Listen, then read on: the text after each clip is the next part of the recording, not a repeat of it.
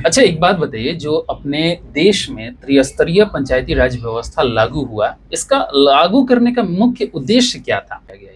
देखिए, त्रिस्तरीय पंचायती राज व्यवस्था जो है, ये पंचायती राज व्यवस्था आज से नहीं, मुगलों के शासन काल से ही आते जा रहा है यह। लेकिन बीच में क्या हुआ कि जब अंग्रेजों आया तो इसमें थोड़ा कमी आने लगी, बदलाव नहीं किया गया उस समय, ये अच्छा, निरस्त ठीक है, हम इस पर चर्चा करेंगे आगे। और सबसे पहले हम अपने दर्शकों को ये बताना चाहेंगे कि ये जो त्रिस्तरीय पंचायती राज व्यवस्था है, ये है क्या, इसका फंक्शन क्या है, ये कैसे काम करता है, ये लोगों तक मतलब विकास का, मेनली तो विकास के लिए ही इसको इस व्यवस्था को लागू किया गया था, तो इसका फंक्शन क्या है? इसका फंक्शन पंचायती राज व्यवस्था का क्या है कि सबसे मुख्य इसका अथी है कि ये गांव तक इसका योजना जो भी चले वो गांव तक पहुंचे और गांव तक जाकर के उसमें विकास का कार्य हो। तो इसीलिए इसका जो है मजबूत करने के लिए, सशक्त करने के लिए, गांव के लोगों को उसमें भागीदारी करने के लिए, क्योंकि गांव का जो व्यवस्था है और गांव की जो समस्या है वो गांव के लोग जानते हैं, न कि ऊंचे बैठे हुए लोग गांव के लिए कोई व्यवस्था बना दें कि वहाँ पे ये चीज़ करना है। तो त्रिस्तरीय पंचायती राज व्यवस्था में ये चीज़ किया गया कि कम से कम गांव के लोगों तक पहुँच करके गांव की समस्या को जाना जाए, तब उसको रखा जाए और उस पर काम किया जाए। अच्छा, ये जो अभी आप बता रहे थे कि ये मुगलों के समय से ही चलते आ रहे, तो उस टाइम मतलब उस टाइम इनकी कार्यशैली क्या थी, किस तरीके से ये पंचायती व्यवस्था थी, अंग्रेजों के टाइम कैसा था, और वर्तमान में अभी देश में कैसा पंचायती व्यवस्था? इसे मुगलों के शासन काल में भी व्यवस्था ऐसा ही था कि गांव के लोगों को ही लिया जाता, लेकिन जब अंग्रेज आए तो इसको थोड़ा सा अस्त व्यस्त कर दिया। अंग्रेजों ने नहीं चाह रहे थे कि इस व्यवस्था को कायम किया जाए। उसके बाद से जब हम लोग 1947 में जब हम लोग आज़ाद हुए, उसके बाद से इस पे चर्चा किया गया और स्थानीय स्वशासन को लेकर के हर छोटे छोटे विवादों और गांव के जो भी समस्या है उसको सुलझाने के लिए हुआ कि एक कमेटी का गठन किया गया, जिसमें कि बलवंत राय मेहता कमेटी एक जो थी वहीं आई, और वो 1957 में वो बलवंत राय मेहता कमेटी के आधार पर ही त्रिस्तरीय पंचायती राज का व्यवस्था शुरू किया गया 1957 में। और उसी समय से ये अधिकांश राज्यों को भी उसके आलोक में ही लेकर के इसको शुरू किया। अच्छा, एक बात बताइए, जैसे कि बिहार में अपने मुखिया होते हैं, सरपंच अलग होते हैं, जैसे दूसरे राज्यों की बात करें तो उत्तर प्रदेश की, यहीं पास में उत्तर प्रदेश की बात करते हैं तो वहाँ पर सरपंच ही सब कुछ होता है, और अपने यहाँ ये फंक्शन थोड़ा सा अलग है। जैसे मुखिया होते हैं जो कि विकास वाले कार्यों को देखते हैं, सरपंच जो होते हैं थोड़ा सा न्यायपालिका की तरफ वो चले जाते हैं। तो ये पूरे देश में जो पंचायती राज व्यवस्था है एक ही तरीके से काम करता है या हर एक राज्यों के लिए अलग अलग इनका फंक्शन है? जी बहुत बढ़िया, हर एक राज्यों के लिए अलग अलग फंक्शन। ये संविधान में जब बता रहे हैं आपको, ये 73वां संविधान संशोधन 1992 में हुआ और उस समय ही इसको कानूनी दर्जा दे दिया गया। अच्छा, हाँ। जब 73वां संविधान संशोधन 1992 में हुआ तो इसको कानूनी दर्जा दे दिया गया, और उसके बाद से जो है उसी समय 1/3 बहुमत से उसमें महिलाओं को रखना है, ऐसे करके एक कानूनी दर्जा के आधार पर 1997 में 1992 में 73वां संविधान संशोधन। अच्छा, ये वाला जी। हाँ। तो उसी समय से पंचायती राज को कानूनी दर्जा दे दिया गया कि ये जो कानूनी रूप से ये काम करेंगे, और ये कानूनी मतलब ये मुखिया और सरपंच और जिला पार्षद ये लोग जो होते हैं जो पंचायती व्यवस्था में हैं, ये 1992 के बाद से। 73वां संविधान। ये सिर्फ बिहार की बात कर रहे हैं या ओवरऑल? नहीं, ओवरऑल इंडिया में हुआ। उस समय 1992 के पहले क्या परिस्थिति थी? उस समय जैसे कमेटी बनती थी, कमेटी बना करके उसको चलाया था, कोई कानूनी दर्जा नहीं दिया गया था। लेकिन इसको अगर पंचायती राज का व्यवस्था का रीढ़ हड्डी माना जाता है तो वो 73वां संविधान संशोधन माना जाता है, जो कि 1992 में हुआ, और उसी समय उसको कानूनी दर्जा दे दिया गया कि ये पंचायती राज जो है। अच्छा, आपने बताया कि जैसे सुदूर गाँव है, सारे जो हमारे व्यूवर्स भी हैं वो भी इसी उद्देश्य से हमारे इस वीडियो को देख रहे हैं कि ये सिस्टम क्या है, कैसे ये काम करता है। जैसे कि मान लीजिए हमारे यहाँ सांसद भी विकास के लिए ही चुने जाते हैं, विधायक भी विकास के लिए ही चुने जाते हैं, मुखिया भी विकास के लिए ही चुने जाते हैं, जिला पार्षद भी विकास के लिए ही चुने जाते हैं। तो ये जैसे अगर सांसद की बात करें, सांसद, विधायक, जिला पार्षद, मुखिया, सरपंच, तो इनका मतलब कार्यशैली एक ही जैसा है या सबका अलग अलग है, या इनका डिपार्टमेंट बांट दिया गया है कि आपको ये करना है, आपको ये करना है, आपको ये करना है? डिपार्टमेंट देखिए सबका बांध है, लेकिन विकास के कार्यों पर सबको एक जगह पे ही बैठना पड़ता है और एक जगह से ही किसी भी विकास, जैसे आप देख लीजिए कि जनता एक वार्ड सदस्य को चुनती है जी। वार्ड सदस्य जो होता है वो मुखिया को भी वोट देता है और वार्ड को भी वोट देता है। हाँ। तो मुखिया के बैठक में वार्ड और मुखिया दोनों हो गए।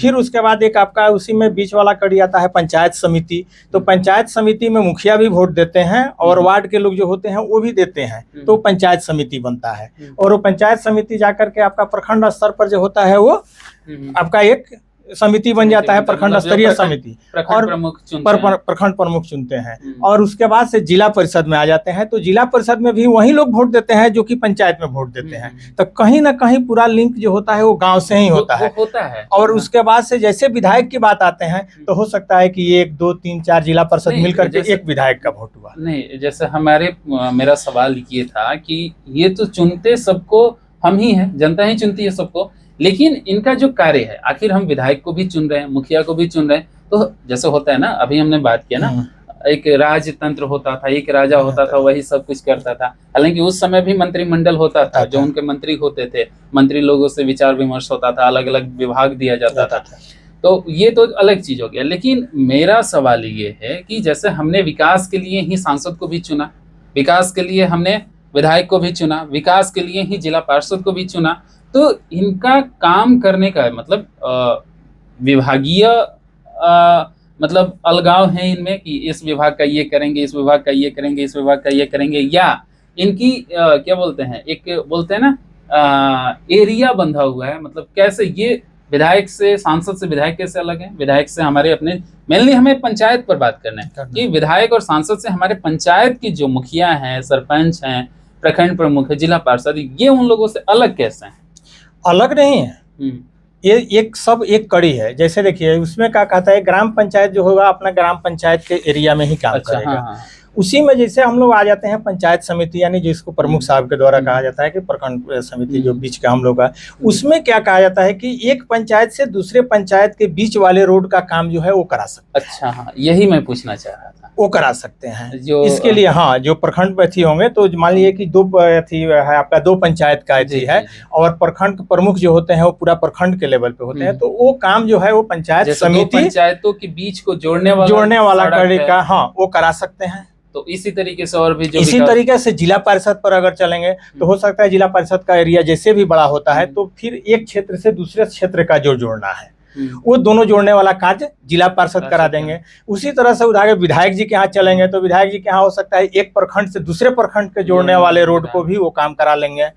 ऐसा सांसद साहब है वो एक क्षेत्र से दूसरे विधानसभा, दूसरे विधानसभा जाने का, तो ये एक कड़ी लगी रहती है और सभी लोग मिल करके ये काम करते हैं। अच्छा, पंचायती राज तो पंचायत मतलब सुदूर गाँव तक के विकास के लिए ये लागू किया गया था, लेकिन कितना धरातल पर उतर आया है? देखिए धरातल पर पंचायती राज व्यवस्था अगर देखा जाए तो बहुत कम उतरा है, जितना चाहिए उतना अभी तक नहीं उतर पाया है। मतलब किस सेंस में? ये पॉलिटिकल सेंस में या पॉलिटिकल सेंस में नहीं कहेंगे, एक जैसे आपका रियलिटी है।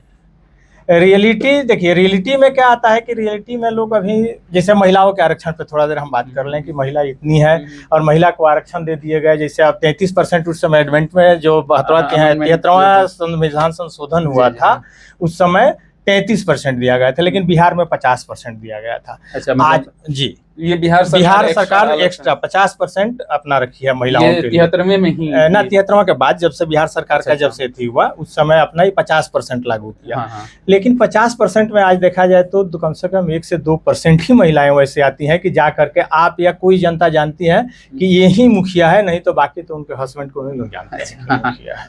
ये मतलब ये ओवरऑल पूरे बिहार की स्थिति है। ये सिर्फ बिहार की या हर एक राज्यों की यही और सब राज्यों में तो थोड़ा सा देखने को मिल रहा है कि महिला आ गया, लेकिन बिहार में भी आ रहा है, लेकिन अभी उतना नहीं आ रहा है। अभी भी अगर मुखिया जी के दरवाजे पे जाइए तो कोई नहीं कहता है कि ये फलना देवी फलना कुमारी मुखिया है। अच्छा, बल्कि उनके हस्बैंड को ही मुखिया जी कह करके लोग बुलाते हैं। अच्छा, आपके माइंड में ऐसा कुछ है जिससे ऐसा हो कि ये मुखिया के पति को नहीं, बल्कि ऐसे मतलब ऐसा क्या हो अपने समाज में कि हम मुखिया को ही जाने? जैसे जो भी महिला मुखिया हैं इसमें जनता को जागरूक होना पड़ेगा या क्या? इसमें तो सबसे पहले जनता को जागरूक होना पड़ेगा कि हम वैसे मुखिया यानी प्रतिनिधि को, अपना वैसे महिला प्रतिनिधि को चुने जो कि महिला प्रतिनिधि बाहर निकल करके आवे। अच्छा, वो उनसे बात करें। तो इसमें सबसे पहले तो जनता को जागरूक होना कभी कभी पड़ेगा। ऐसा भी तो होता है किसी पंचायत में अगर 5 महिला प्रतिनिधि अगर खड़ी हैं तो पांचों की पांचों वैसी ही हैं। नहीं, वैसे नहीं, उसमें अब डिसाइड करना है। जैसे बहुत महिलाएं आज भी देखिए, कहे नहीं, आप लोकसभा पे ही अगर हम बात करें कि कविता सिंह का अगर आप लोग बात करें तो देखिए आती हैं, चाहे विजय लक्ष्मी अभी आई थी इनके पीछे, लेकिन सब आया लोग। लेकिन अभी भी वहां पे जाइए तो लोग क्या बोलते हैं, कौन मिलेंगे? सांसद साहब के अगर दरवाजे पे जाएंगे तो शायद हमको लगता है कि सांसद के नाम पे जीती हैं, लेकिन सामने तो एमपी लोग, महिला पति तो लोग ही एमपी मिलते और हैं। विधायक वाली बात होगी, लेकिन अपने पंचायत में भी वही पंचायत में भी वही है। अच्छा, ऐसा मतलब अपने समाज में क्या ऐसा किया जाए जिससे इस रोग से हम छुटकारा पा सकें? सबसे पहले महिलाओं को जागरूक करना पड़ेगा।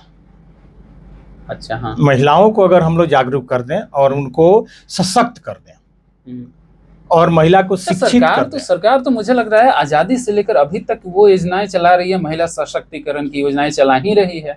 योजना चला रही है, लेकिन उसके लाभ जो है बेनिफिट उनके पति ले रहे हैं। तो वही तो ये सबसे जागरूकता महिलाओं में अभी लाना है। सबसे पहला हम लोगों की जागरूकता महिलाओं में लाना है कि आप अपने अधिकार के प्रति जागरूक होइए। पहले से कुछ बेहतर हुआ है कि नहीं? कुछ हुआ है, अभी ज्यादा नहीं हुआ है, कुछ हुआ है, कुछ परसेंट अभी हुआ है। जैसे कुछ महिलाएं आई है, हाँ, अभी देखिए इसमें गवर्नमेंट तो अपने तरफ से कर ही रही है। वो तो गवर्नमेंट कर रही है, लेकिन देखिए सबसे पहले जो लोगों को अंदर मानसिकता जो गिर चुका है उसको निकालना पड़ेगा। क्योंकि हम लोगों के यहाँ कहा जाता है कि पुरुष प्रधान देश है, पुरुष प्रधान राज्य है, पुरुष मतलब अभी ये लोग आगे आए, लेकिन अभी कुछ बहुत ज्यादा चेंजिंग हो गया है। अब धीरे धीरे चेंज हो जाएगा। अच्छा, ठीक है, हम पंचायत की बात कर रहे थे, तो पंचायत में एक अगर कोई भी विकास का कार्य है तो उस विकास कार्य में किसकी भागीदारी रहती है? मतलब एक अगर कहीं सड़क ही बनवाना है तो हमें पूरा का पूरा एक प्रोसेस क्या रहेगा एक सड़क को बनवा देने? देखिए, एक सड़क को बना देने में प्रोसेस ये होता है कि सबसे पहले हम ग्राम सभा करते हैं। वहाँ पे उस पंचायत में ग्राम सभा होगी। ग्राम सभा में बहुत सारे सड़कें आएंगी, एक सड़क नहीं आएंगी। ग्राम सभा में पूरे पंचायत की योजना बन करके आ जाएगी कि मेरा ये सड़क, वो सड़क। फिर मुखिया करते हैं, हाँ, जो भी पंचायत के जी, जो मुखिया रहेंगे और सरकारी कर्मी वहाँ पंचायत सचिव होते हैं, उनके बीच में किया जाता है। और उसमें क्या किया जाए, प्राथमिकता आधारित किया जाता है कि कौन सा सड़क पहले बनवाया जाए। अच्छा, ये वहाँ पर जितने लोग बैठक में रहेंगे वो लोग निर्धारित करेंगे, बैठक में रहेंगे। और ग्राम पंचायत में जो भी ग्राम सभा के लोग रहेंगे, अरे सड़क तो सबको चाहिए। हम भी कहेंगे, अगर उस पंचायत कहें तो हमको भी चाहिए, आपको भी चाहिए, इनको भी चाहिए। अब उसमें सबसे जरूरी किनकी है? मेरी सड़क बनवाने वाला है, मेरे गांव का जो रास्ता आ रहा है वो है, कि आपके गांव का जा रहा है वो है, या उनके गांव का जा रहा है वो है। ये प्राथमिकता निर्धारित किया जाता है और प्राथमिकता निर्धारण करके तब उसको लाया जाता है कि अब इसका हम लोग काम करेंगे। और वो ग्राम सभा से पास होकर के जाएगा, फिर उसका जैसे भी डीपीआर वगैरह में नाम जाता है, बनता है और बना करके। अच्छा, ये तो जैसे सड़क हो गया, नाला हो गया, ये सामाजिक विकास हो गया। कभी कभी क्या होता है ना कि किसी पर्टिकुलर इक्वेशन, जैसे इंदिरा आवास, अभी उसको प्रधानमंत्री आवास योजना बोलने लग गए हैं। जैसे प्रधानमंत्री आवास योजना है, किसी पर्टिकुलर एक व्यक्ति को दिया जाता है। शौचालय की योजना है, जो घर में शौचालय बनाना है, उसमें भी पर्टिकुलर किसी एक व्यक्ति को दिया जाता है। तो उन सभी योजनाओं का जब लाभ लेना हो, हालांकि इसका काफी टाइम विरोध भी होता है, आप वो समझ पा रहे होंगे मेरे कहने का मतलब, आप लोग समझ पा रहे होंगे कि विरोध करने का तरीका मतलब है कि जैसे मान लीजिए कि मैं मुखिया हूँ, किसी को एक को दे दिया तो दूसरा वहाँ विरोध करेगा कि भाई उसको क्यों मिला, वो उस लायक नहीं था। तो वैसा जो भी विकास कार्य है, ठीक है, जैसे किसी को वृद्धा पेंशन मिलता है, राशन कार्ड में नाम जुड़वाना है, तो वो सब विकास कार्य का प्रोसेस क्या है? उसमें क्या विरोध सच में विरोध का सामना करना पड़ता है या क्या है? वो देखिए, वो सामना करना पड़ता है, लेकिन उसका भी प्रोसेस है। जैसे प्रधानमंत्री आवास योजना किसी को देना है तो उसका भी कुछ नियम है लगाया कि मतलब को दिया जाएगा। मेरे पूछने का मतलब है कि क्या उसको भी जिस तरीके से सड़क वाला मामला है उसको पब्लिकली ग्राम सभा में हमने रखा, उसी तरीके से जैसे प्रधानमंत्री आवास योजना किसी को लेना है या शौचालय लेना, वो भी ग्राम सभा में ही उस बातों को रखी जाती है? एकदम नियम यही है कि उसको भी ग्राम सभा में रख करके ही उसको प्राथमिकता के आधार पर लेना है और उसी आदमी को देना है।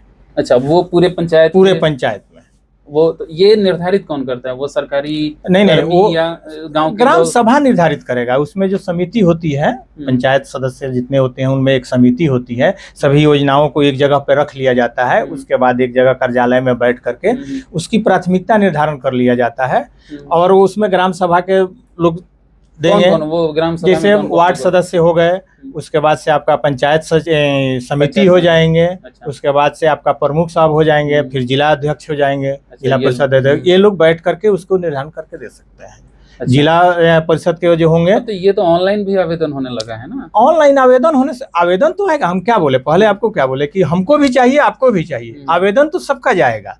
लेकिन अब उसमें हमको आवेदन ग्राम सभा में पहुंचे, हाँ ग्राम सभा में जाए और तब उसका निर्धारण किया जाए कि किनको देना है किनको नहीं। तरीका होता है, ये तरीका होता है। अच्छा। और ये तरीका अगर अपनाया जाए तो सबको सही में मिल जाएगा। अच्छा, पंचायती राज व्यवस्था को और बेहतर बनाने के लिए क्या करना चाहिए?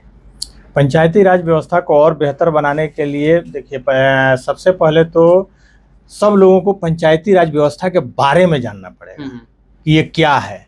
क्योंकि लोग एक चीज हो जाती है कि हर समय, जैसे 73वां संविधान संशोधन जब हुआ था उसमें एक अमेंडमेंट में दिया गया था कि सरकार को जब जब जैसी जरूरत पड़ेगी तब तब उस नियम कानून में सुधार लाया जाएगा तो मिलेगा। तो इसके लिए क्या करना पड़ेगा कि पंचायती राज में जितने भी लोग हैं उनको पहले जाने कि हमको क्या, क्योंकि अभी क्या हो जाता है कि आज हम जीत करके आए और भूल जाते हैं पिछला मुखिया जी ने ऐसा किया था उसी तरह हम करेंगे। आज के नए कानून क्या आ रहा है उसके हिसाब पे हम बात नहीं करते हैं। वो पुराने वाले ऐसे किए थे इसलिए हम ऐसा कर रहे हैं। अच्छा, हाँ। तो सबसे पहले उन लोगों को प्रशिक्षित करना पड़ेगा, उनको जानकारी देना पड़ेगा कि नहीं आपका ये नियम आते जाता है और आपको इस आधार से काम करना है। तो इसमें हो सकता है कि सुधार आ जाएगा। जी, हमारे साथ पंचायती राज व्यवस्था के एक्सपर्ट हैं, इन्हीं से हम इनका नाम जानेंगे।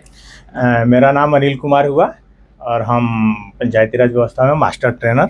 अच्छा, 2010 से ही हम लोग काम करते हैं। एक पंचायती राज व्यवस्था को बेहतर बनाने के लिए हमें क्या क्या करना चाहिए, इन्होंने सारी जानकारी दिया। आपको कैसा ये जानकारी लगा कमेंट में जरूर बताइए और हमारे साथ बने रहिए और आप देखते रहिए रेडियो स्नेही का यूट्यूब चैनल 90.4 FM। सुनो सुनाओ प्यार बढ़ाओ।